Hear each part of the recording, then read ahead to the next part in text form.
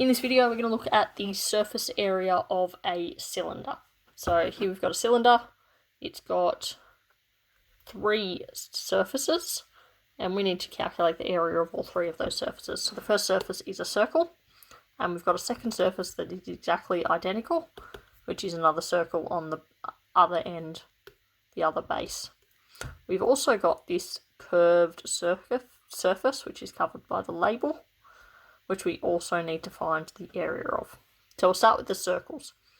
Circles are easy, we already know how to do that, because it's just pi r squared. If we know the radius of the circle, we can find its area. So because we have 2 of them, we're usually going to do 2 of those.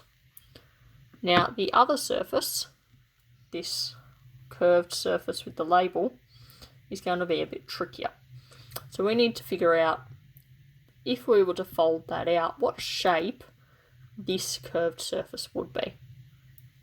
So if we had a look at a toilet roll, for instance, you may be familiar with using a toilet roll, and when you fold out a toilet roll, that becomes a rectangle. So that curved surface on this is just a cylinder. That curved surface is actually just a rectangle. If we look at just a roll on its own, if you cut it open and fold it out, we can see we have a rectangle here, but we need to know what the length and the width of the rectangle are to be able to calculate its area. So the curved surface here is this rectangle, but what is its length and its width? The only dimensions of our cylinder that we know are its height and its radius. How are we going to find these 2 different measurements? We can't just take a cat food can and cut it open and start measuring this length. We need to find a better way to figure it out. So if we go back to this one that I have cut open, if we look at the length and the width of this rectangle. Now, this here, when I fold it back together, you'll see is the height of the cylinder, but it's also the width of the rectangle.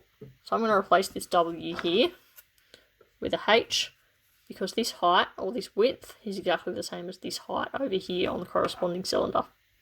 The other dimension, when I put it back together, if we look at it this way, is actually going to be the circumference of that circle. You can see as you fold it out, it becomes the length of the rectangle.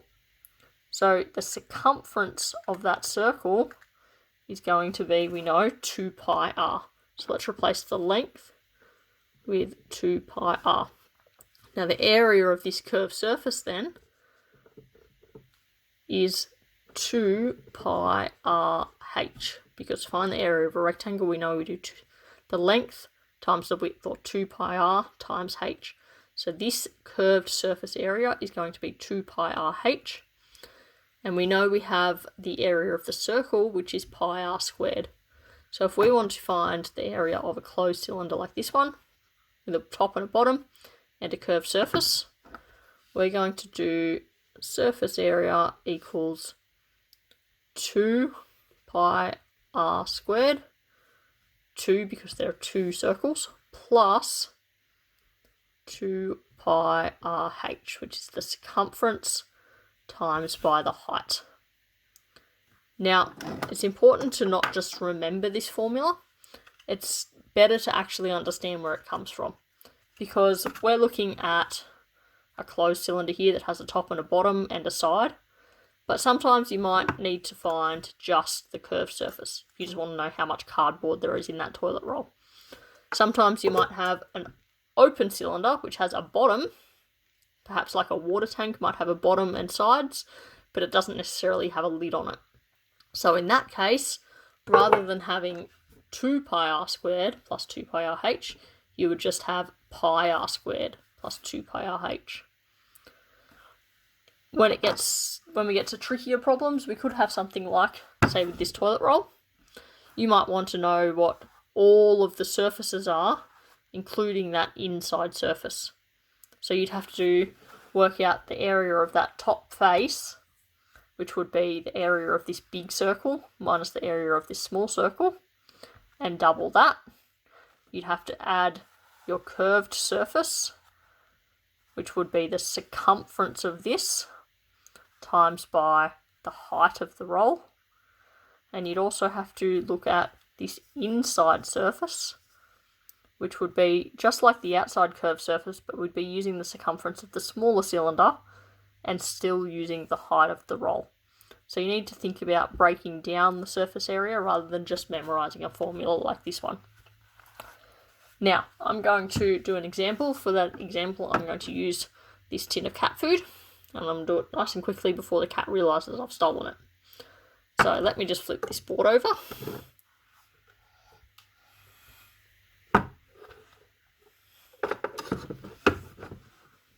And we'll get to measuring the surface area of this cat food can.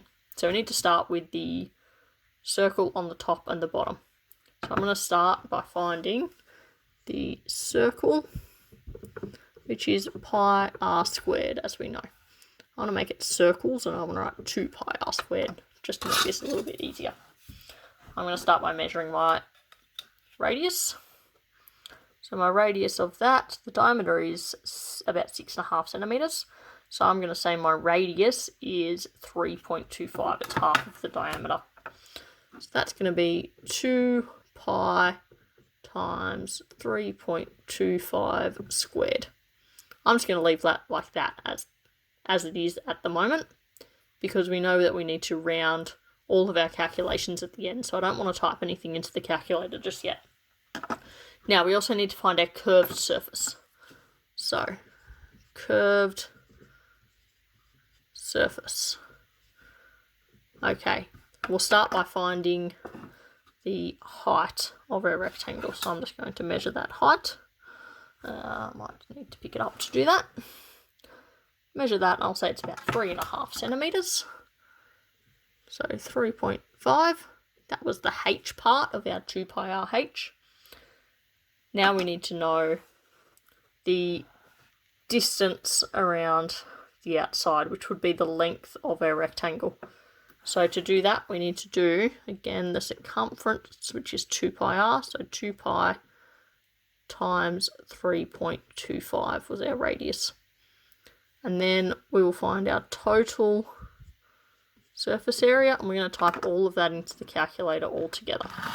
So we'll get our calculator out. And 2 times shift pi times 3.25 squared. And then we need to add, because we're going to add the other part of the calculation there. 3.5 times 2 times pi times 3.25 equals. Now we're just going to press the decimal button because I want to round it off. Now that I'm all finished, that's 137.8. 137.8. Here's the cat to come steal her cat food. And just in time, we measured in centimetres, so we're going to write square centimetres as the units. That's it.